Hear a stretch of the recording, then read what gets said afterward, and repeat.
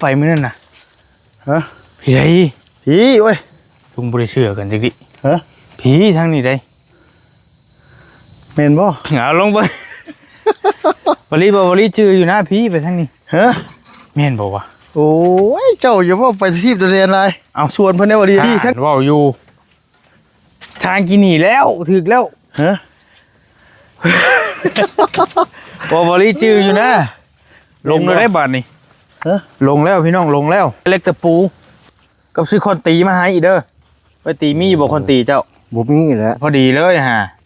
ไอ้ก้อนน้อยอันนั้นตอกมือปุ๊บจับเบิ่งดูคักบ่คอนตีเล็กแต่เดี๋ยวคักเดียวเลดดูได้ฮะโดยเอาไว้ต้มกินก่อนจ้ะน้ำบาดาลบ่จะนอนไปมาบ่ได้เพราะได้ใช้น้ำเพิ่นสิให้เจาะบ่ใส่ดินเพิ่นเจาะเพิ่นว่าเจาะโลดเจาะมองได้ก็เลือกเจาะโลดบ่ได้ห้ามเนาะอยู่เลยโลดใครรู้เพิ่นว่าง่ายแบบน่ะเพิ่นว่าถ้าใช้เฮาอยากซอยเจาะน้ำเจาะในก็แม่นเจาะได้เลยก็นั่นซะมือเอาน้ำพอเพิ่นขอบใจเพิ่นแน่เด้อผมขอบใจหลายเด้อบุญธรรมบุญชูโดยบอกกินนี่เอาไว้ซื้อโอ้ทั้งหลังนี่ก็พอแฮงมึงนี่สลึอยู่พี่น้องเอ้ยเพิ่นลงไปเข้าห้องน้ำอยู่ในป่าเจ็บท้องมันอันตรายนั่งชื่อ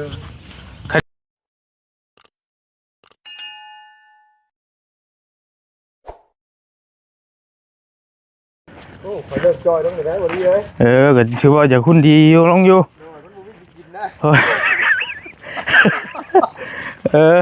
แค่แล้วเว้นว่าคุ้มกินแล้วเว้นว่า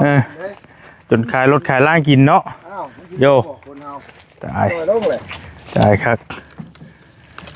ขอแล้วมาหมุนมองเก่าเมื่อนั่นแหละพี่น้องเลยเดี๋ยวทางไหนได้มองปบแสงก็ได้สุ่มละโมงไปรู้ป่ะอันนี้ไม่ได้นี่ดูไปโอเคไปเดินเปิดกล้องเลยเปิดแล้วโดยสบายดีเด้อพี่น้องสบายดีเด้อพี่น้องเด้อโดยวันนี้บริกับลุงเฮิร์บมาทำกันพี่น้องไอ้สองเคยกำลังสิผ้าเรามาน้ำมือใดกับผ้ามาปุ๊บปามาใกล้นี่คนลุกไปได้นี่แบบนี้แหละมันจึงได้เห็นว่าบุญลายโดยพอดีบริซื้อสังกะสีเข้าไปให้ลุงคนป่าเขาก่อนพี่น้องไงเนาะทั้งหน้าได้ลุงเลยโดยที่เห็นแสงเมื่อเบิ้งก่อนพอกไม่มีติหมักงามเลยอย่าให้รถเลื่อมกับเก็บมาเด้อเมื่อทาเด้อโดยซ้ำกลัวชัดอันน้ำยาคัดบ่เรื่องนี้ก่อนใช้เวนนะฮะหมูมีเวนจกมันบ่เมนบ่มันยังไม่ได้อยู่ฮอดบางที่ของพี่คุณโบโดยข้างหน้าเจ้าหันโบนี่มองนี่มีเวนโบนี่เล่นปุ๊บเหมือนเด้พี่น้องปุ๊บมีเลยลุงเลยมีเคยบอกตัวเจ้าชื่อแหละมีแบนมีเบิร์นไม่ใช่ตาช่างเป็นแท้แต่ว่าอุ้ยใช่ดิยังมาตับนี่เนาะจะบอกได้มา2 คนใช่ไหมนี่โยย่านมาบริจักโยว้าย่านชิเลนนาดาตายไปมื้อนี่เคยโดนเล่นโอ้มักมิกมักบ่าวะปะมื้อนี้บริซื้อสังกะสีเข้ามาก่อนกับเล็กตะปูกับซื้อคอนตีใหม่มาให้แล้วพี่น้องเอ้ยหอมเฮ็ดปวกเด้มื้อหน้าก็จังหาเบิ่งฝากระจาดสิเอาเข้ามายากแล้นี่เข้าไปได้ดีเนาะฝากระจาดนะบ่แม่เข้าลำบากอยู่ได้ลุงเอ้ยฝากระจาดลำบากอยู่ตำรวจเอาเพชรตังมาอ้อมให้เราบ่เนาะง่ายกว่าปะจ๊ะนี่เด้คันไปฟังนี่อาจสิง่ายยิ่งจะค่อยวะมันมีทั้งนี้ไปแต่มันมีหัวส่วนคนได้แล้วบ่นะโดยมันก็สิชื่อกว่ามีทางหลายทางพี่น้องเลยโดยมื้อนี้บริมากับลุง2 คนครบตีนเด้อโยคักแต่แค่นั้นนี่มึนยวดโอ้ปวกบ่นี่ขอโทษจ้ะขอโทษ เสียงลูกห้องยวดๆอยู่ พอดีทั้งบ่าวประธานป้องกับบ่าวยาวเพิ่นอยู่พะลาน เลย อยู่น้องพรพุ่นพี่น้องมื้อนี้บ่รีบ่ได้ขึ้นไปลงมาเก็บเวียกเก็บงานทั้งพี่ก่อนต่อมาเดินป่าเดินดงอีกแล้วโอ้ย ระวังเด้อโต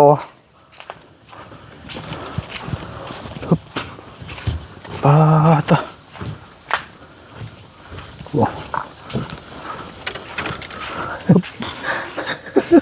เนาะเบรกก็บอกกันนี่เด้ เลย ได้บ่เปลี่ยนบ่ ได้ทำที่นี่บ่ได้สิไปเฮ็ดหยังกินแล้ว อยู่โอ้บ่ได้เด้ มันเมื่อยเด้ตุ้ย เด็กเพิ่งมาสิ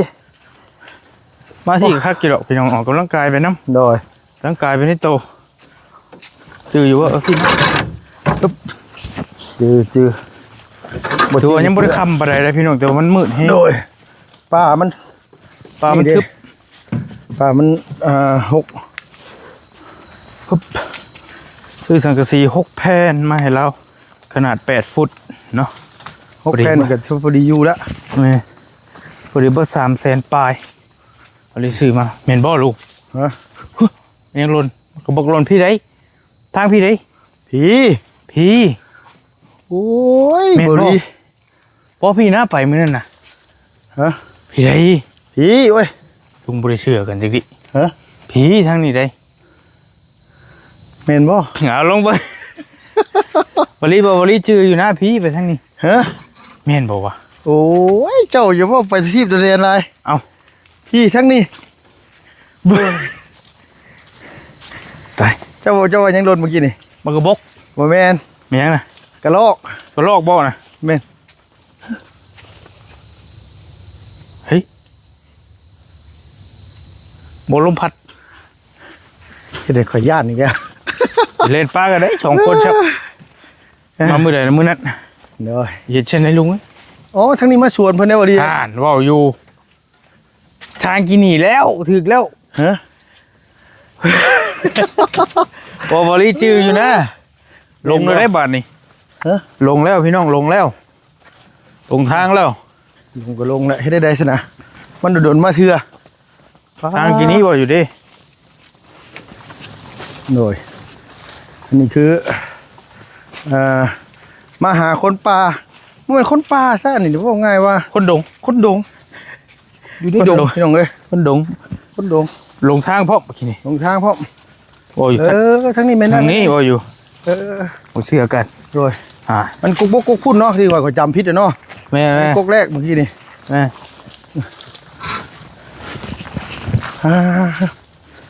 น้องเอ้ย ชุบชุบชุบชุบชุบ มาทั้งพี่นี่โอ้ ต่อ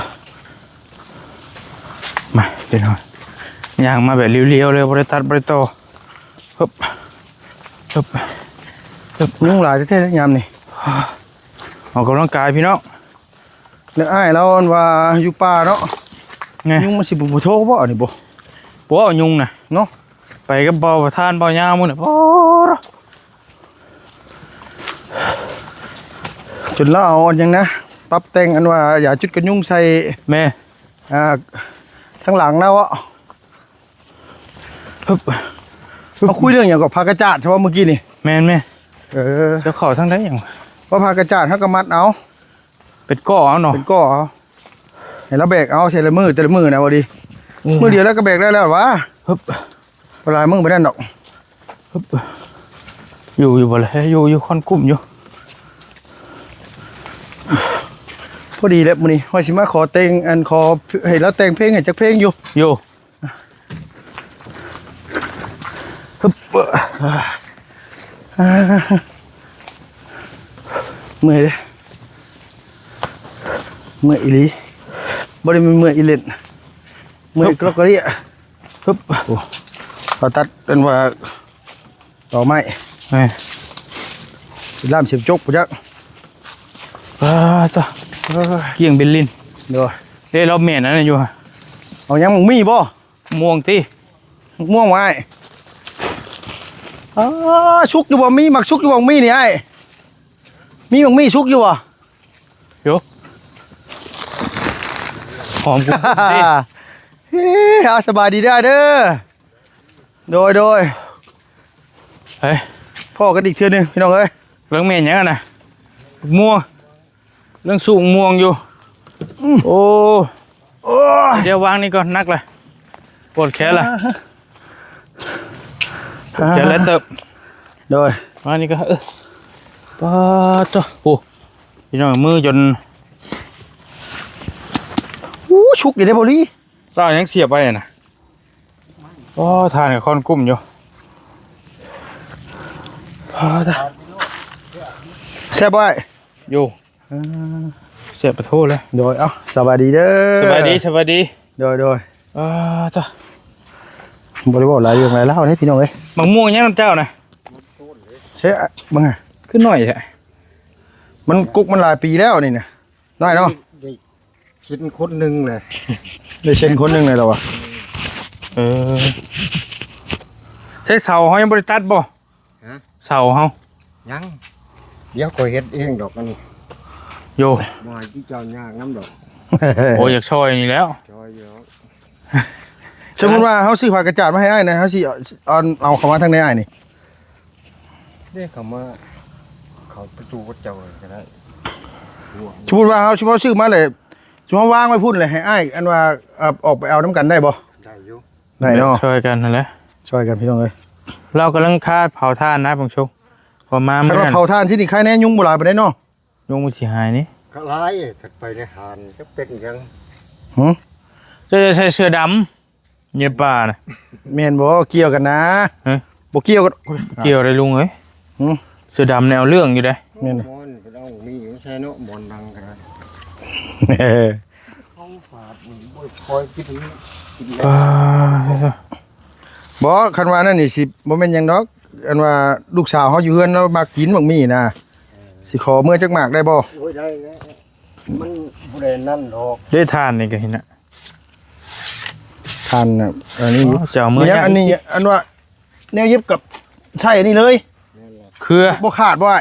บ่ประกาศและคืออยู่นั่ง เครืออย่านะ เออ เจ้าใบแกงเอาใหม่เด้อ โดย ป้าเมื่อยพี่น้องไอ้ขออนุญาตเดี๋ยว อ้ายคนป่าโดยอ้ายคนป่ากีตาร์ห้าง จังใดก็ให้เราเล่นเพลงให้เบิ่งคือเก่าอะไรมานี่นะ โอ้เนาะ พามือที่เจ้ามามือนั้นที่เจ้าเมื่อทำพับก็ขึ้นเทั้งไปเอาโคม พ่อยังมานี่ ลงว่าผู้ลิงโยนงูอยู่เกือบเดียว งูยังอะนะ รักอยู่เป็นนี่ งูยังไง แล้วมันยึดทหารอีก ชอกโตโห ตายช้ำผู้แหล้ว อืม ชามโต จะบอกได้ว่างูลายขาวเรืองนะ เออ ต่อ มีพิษได้นะ ตัวอันตรายเลยกัดตายอย่างเดียวได้เลยนะ แล้วบริยานดอกไปที่ได้ชื่อนั่นตัวกลม โย่อย ๆนี่ประมาณยาวคันนี่แหละ โย่อยได้ลำเรืองบ่ แม่นแหละ ลำขาว โอ้ คือว่าสีดำสีเหลืองสีเท้าบ่ โย่อย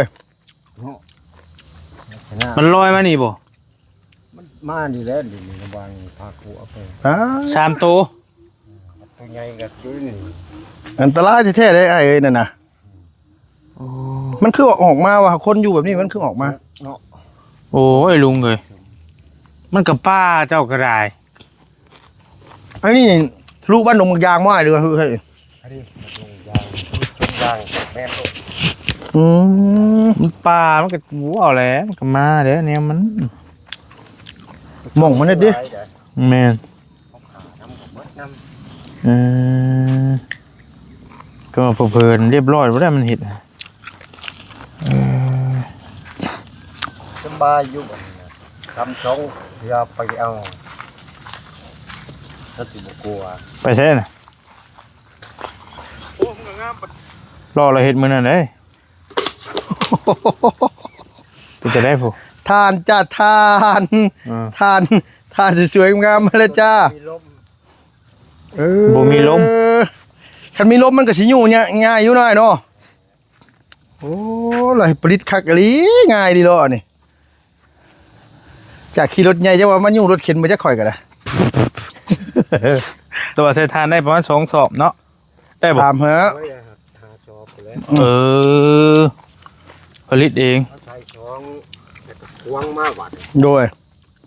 เอาใส่ซองได้ก็ อ๋ออยู่นี่แน่ วางทั้งเทิง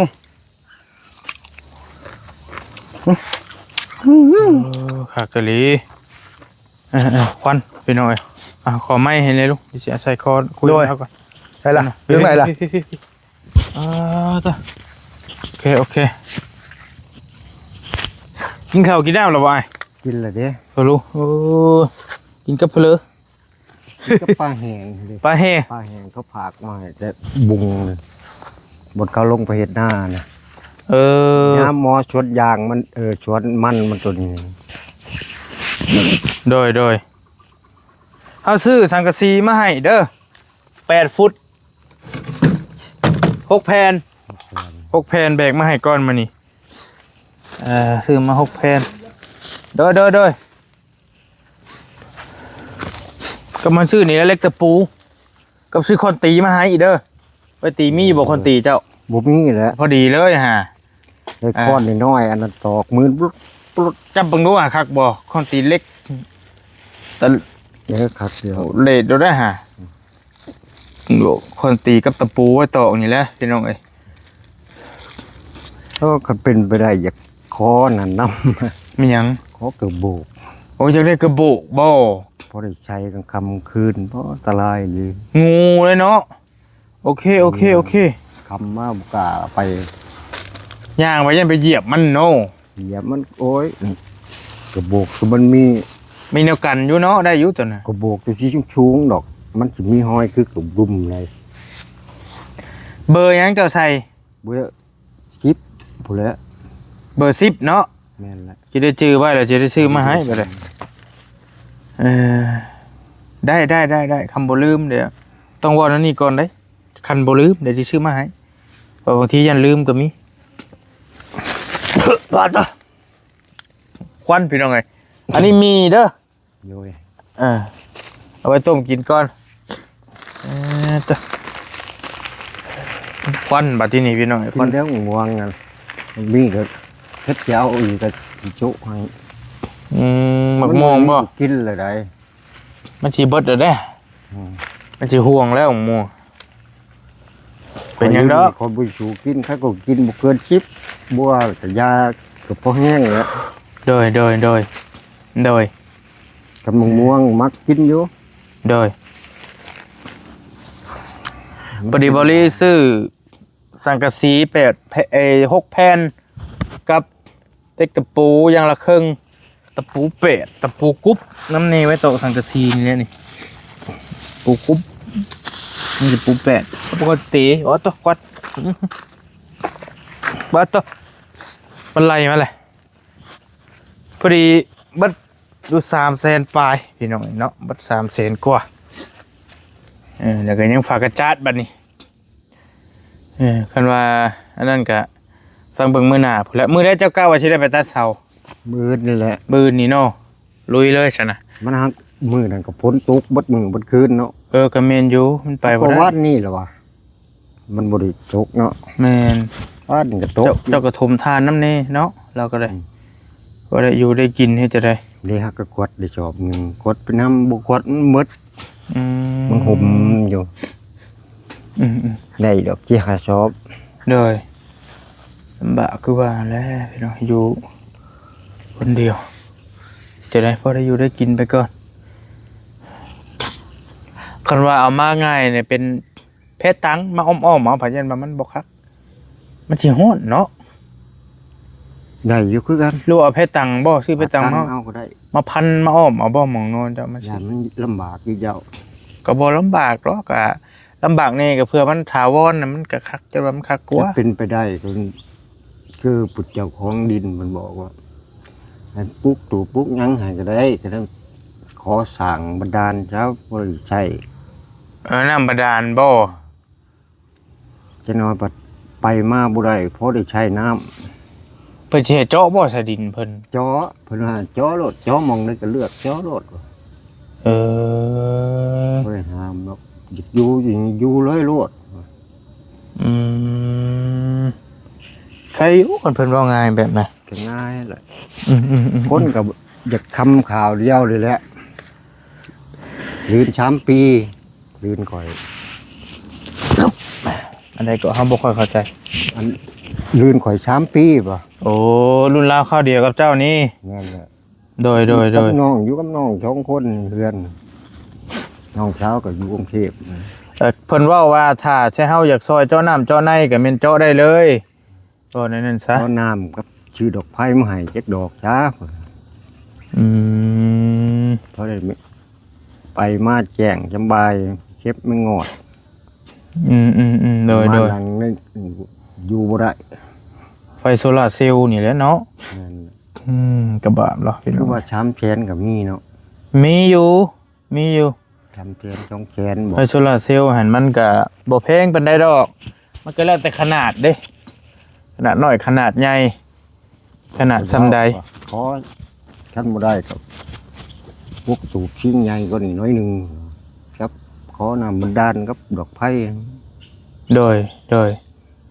เบิ่งก่อนเด้อพอลุงเด้อ เดี๋ยว ว่าเฮาสิซอยได้ซำใดก็อยากซอยเจ้าอยู่เฮาก็ได้ แล้วแต่ มันก็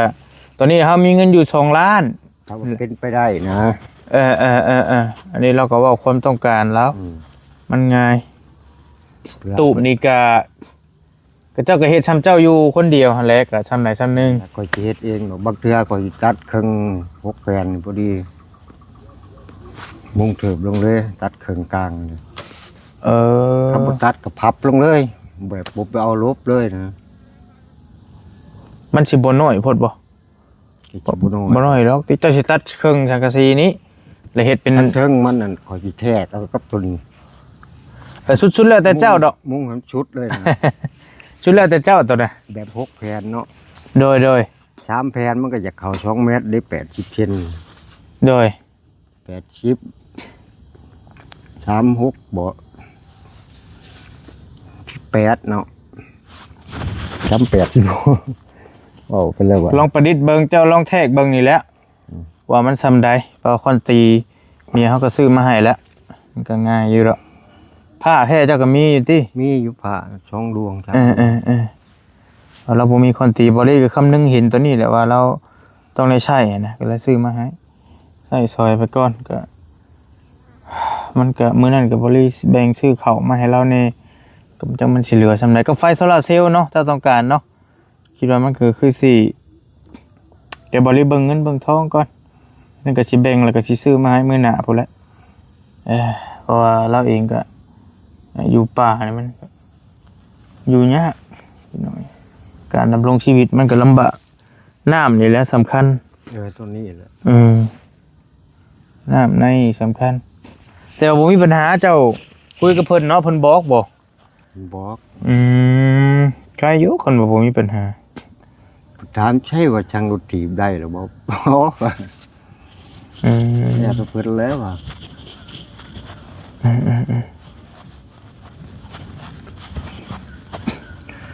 ก็เบิ่งนี่แหละเฮาก็ถามความต้องการเจ้าบ่ได้ถามรอบก่อนว่าเราอยากได้หยังเราว่าเราอยากได้รถถีบพอปั่นไปใส่มาใส่ง่ายหรอ อันนี้มันพืช มันตายเลย ตีไปบ่ได้ แต่ว่าก็ฟังไปเพราะว่ามีผู้ใหญ่เพิ่นให้เฮ็ดกระตูบให้ก้อนหั่นน่ะเพิ่นฝากเงินมาให้จำนวนหนึ่งแล้วก็สิเฮ็ดกระตูบ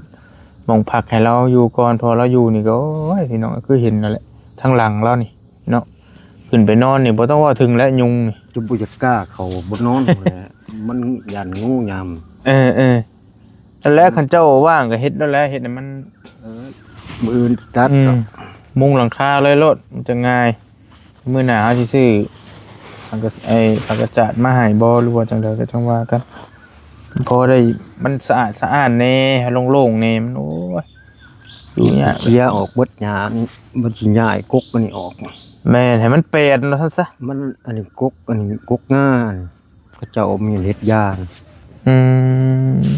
ง่าดำนะ โอ้พอถ้ามันหกแล้วมันก็สารพัดแล้วพี่น้องทัศสาว่าสิ่งมันก็หลาย เที่ยวออกไปปลูกหมดสิปลูกวางเลยสิน้อมหัว เจ้าสิปลูกหม่องใดเจ้าว่าสิปลูก แล้วปลูกมาแล้วมันวิดกกใหม่ โตออกมานี้ หันหน้ามาพี่บ่ แม่จักปีเดียวอีกเช่นหนึ่ง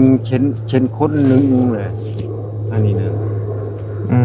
ม ตัวชองบอก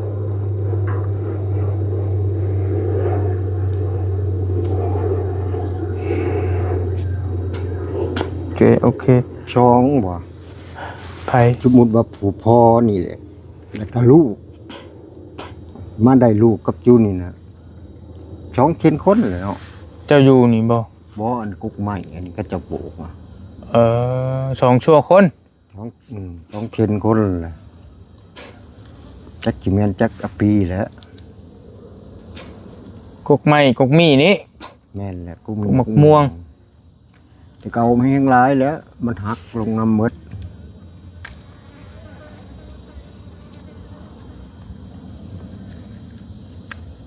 เสียงลุงเพิ่มบ่ เพิ่นไปเชิญ เจ้าลุงวู้ไปยังนั่น นี่เข้ามาทั้งนี้โลดทั้งหัวในชวนมัน เราไปเข้าห้องน้ำสิพี่จะไปถ่ายเพิ่งชม ยุ่งร้ายหลายเลย นุ่งลายแล้วคือว่าแหละ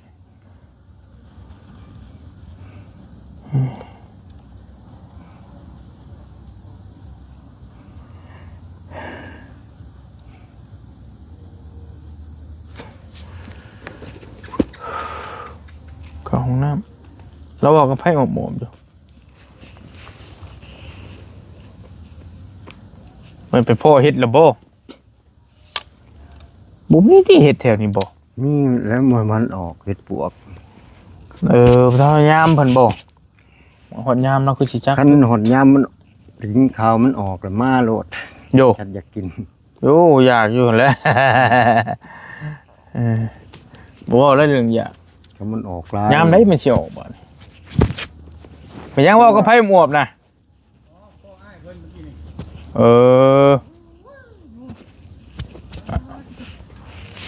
เดี๋ยวนึกว่าเว้ากับผู้ใดสิเนาะป้าสนาลุงพอลุงไผมีแต่เฮาซื้อมาอันนี้มาให้แหละมื้อใดจะว่างก็จะไปตัดเด้อตัดนี่มาเฮาก็จะหน่อยสิขอโตวไปเวียกต่อสิเข้าบ้านส่งพี่น้องสิไปเวียกทั้งนั้นอีก ในระยันค ยันมันสิคำต่อฝากลุงไพ่นบมือขอบใจเพิ่นเนเด้อขอบใจผู้ใหญ่ใจะดี ำขอมกขอบใจหลาย ทางพ่อเพิ่นเอามาให้ไปหน่อยพ่อบุญทงบ่บาลีว่ามื้อน่ะพ่อผมครอบครัวเพิ่นเนาะให้เพิ่นอยู่ดีมีแฮงนี่แหละพี่น้อยซอยเราทางพ่อลุงไพ่เราอยู่คนเดียว เกือบกับเมียนเดียวซ้ำบ่นี่ นี่อันนี้เอานี่แหละ โอ้ มกแมนเป็นไปได้อยากขอเงินมาชื่อเอาก็ได้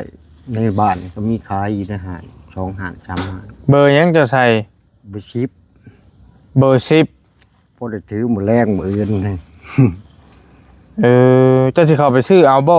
แม่นแหละ ได้ฮะจะเอาให้คู่เท่าไรชู้อยู่บ่ บ่ได้กระโบกนั่นว่าแชนเท่าไหร่